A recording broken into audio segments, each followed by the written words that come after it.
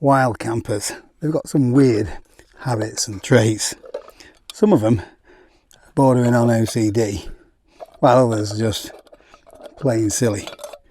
But I reckon if you're a wild camper, then there's something on this list that you can relate to, starting with your cook set. So this is one of my weird traits. MSR Titan kettle. Obviously, got to have an MSR stove with it. The Pocket Rocket Deluxe. And then this is a big one for me. Gas. If I've got an MSR stove, I've got to use MSR gas. Same with the jet boil. Jet boil stove, I've always got to use jet boil fuel. And there are times when I've gone out of the house, done a 20-mile round trip to buy some gas that matches the stove. Even when I've got different type of gas in the house, guess what? Canister support. That's MSR as well. It's all nice when it matches, isn't it? But the reality is, these kind of fuel canisters are very similar. MSR gas will work on a jet boil gas will work on an MSR stove.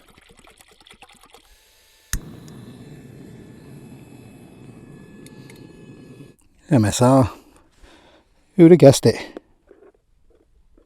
So the next weird trait involves these fellas. Tent pegs. See that there? That is a bit of mud, because these are meant to be stuck in the ground and taken out and then just stuck in the ground again, and hopefully stop our tents blowing away. But some weirdos, they take these home and they wash them. What is the point? You know, they're only going to get dirty again. What you should do is just keep putting them back in the bag, and then every now and again you give your bag a bit of an empty. It's got a little bit of dry sand in it, earth to earth and all that. It gets worse. There are some real sickos out there that put these in the dishwasher. Don't do it, it's just weird. Weird trait number 3 again involves tent pegs and guy lines, and I think everybody ticks this box. You are the one that has pitched a tent, put your pegs in, tensioned up your guy lines. You know exactly where you put them, yet you insist on kicking them, tripping over them, guy lines going ping every 5 minutes. Is that weird, or is everybody just stupidly clumsy? Do me a favour and hit that thumbs up button if you've ever tripped over a tent peg or a guy line, and if you haven't, hit the thumbs up anyway, it's much appreciated. Now this next trait I can't actually demonstrate myself because we are in quite a flat rural area. Still beautiful though. The amount of times that we pitch our tents on windy summits, getting our tents blown all over, or in floodplains so we get rivers running through the tent. Even those that don't go mountain camping, stealth camping, pitching your tent in a McDonald's car park. What is that all about?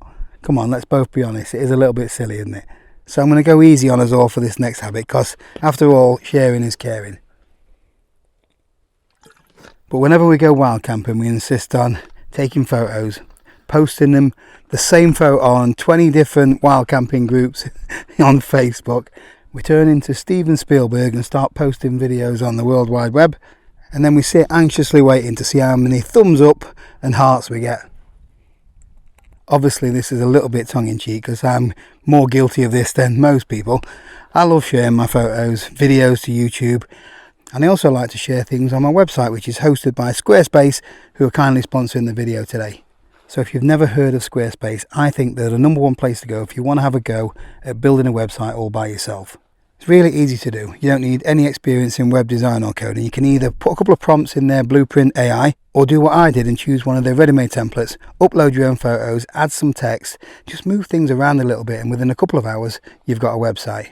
So the platform's got loads of different features. I mainly use mine for promoting my YouTube channel, sending out newsletters, and one of my favourites is checking the analytics to see where all of my traffic's coming from. Whereas the wife, she uses the built-in e-commerce feature for selling her artwork and paintings. You can upload to a gallery, set up subscription services, pretty much anything you want to do with a website, Squarespace has got you covered. So if you fancy having a go at building a website of your own, if you click the link in the description below or head over to squarespace.com/Paul Messner, you'll get a 14-day trial, and when you're ready to go live, you'll get 10% off your first purchase. The next couple of traits are for all you budding YouTubers. So apparently you're not a proper wild camper unless you walk past your camera time and time again. But the weird thing is, you end up walking twice as far because you've always got to go back and fetch it. The next little trait is another dig at us YouTubers. Not everyone, but I know I've certainly done it. Right, so hang on a second. Let me have a sip of water, then I'll bring you back. Back again. Just going to close the door, then I'll bring you back. If we've clicked on a 20-minute video and we're only 3 minutes in, we know you're going to bring us back. I've done it, but it is weird, isn't it? That sunset's created the last minute entry. It's epic. We do use some extreme words. It's pretty, but is it really epic? Yes, I'm laughing at you as well as me. Have you noticed that I'm staying well hydrated during this video? Which brings me on nicely to the next trait, which I am guilty as sin. You know, thinking that new bit of gear will enhance your adventure. Got a new bottle, another new bottle. It's enhancing my water drinking experience. But it doesn't matter what it is, whether it is a water bottle, whether it's a stove, whether it's a new tent. You know, I've said it time and time again. I don't think you ever beat that first time you go wild camping. It's usually with crappy gear. I know mine was. That buzz, the euphoria, the excitement. You know, I've never had that again other than, you know, hanging on for dear life in some real inclement weather. It is weird that we've got this infatuation about buying new gear. But I can't help it. And I know some of you can't as well. Let me know in the comments if you've got gear acquisition syndrome. So this next one is both silly and pointless. And I hold my hands up. I've done this myself. Holding up an anemometer to see how fast the wind is blowing. Can you see that swaying? That's called a slight breeze. That is a bit windier. That is bloody windy. That is all you need to know. The only reason any wild camper is holding one of those tools to the wind is because we are tools. And all we want to do is flex that we have camped in 40 or 50 mile an hour. It took me longer to realise than it should, but it's just silly. So this next trait might ruffle a few feathers, because I think it's weird, but you might not. Some people will stick this on the scales, weigh it, and then write it down on a spreadsheet.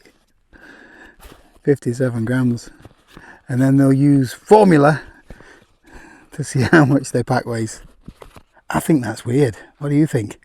Let everyone know in the comments below. So the sun is about to set. Epic, isn't it? So this weird trait is quite a fitting one to finish off with. Soon be time to settle down for the night. And we've come to a peaceful place like this. You've got it all to yourself. You've come out to, you know, touch the ground, disconnect, get away from social media and the big screen, so you can finally settle down to Netflix or what other platform we've downloaded the Goonies or Stand By Me onto. We've come to disconnect, yet we still can't help ourselves and bring the big screen to our little home. It's just weird. Anyway, hope you enjoyed this little video. It is a little bit tongue-in-cheek. If I've missed any out though, do let us know in the comments. But that is it for this one. I'll see you soon.